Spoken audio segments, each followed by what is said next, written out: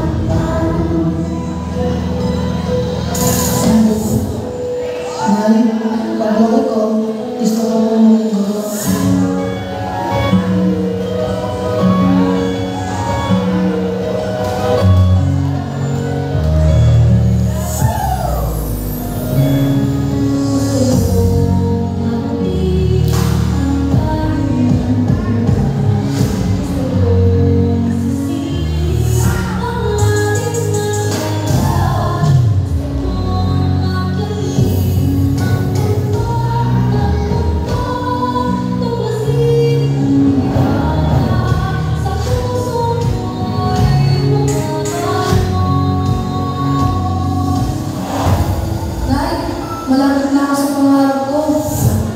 Nay, isa na po akong kailan mag-uwi.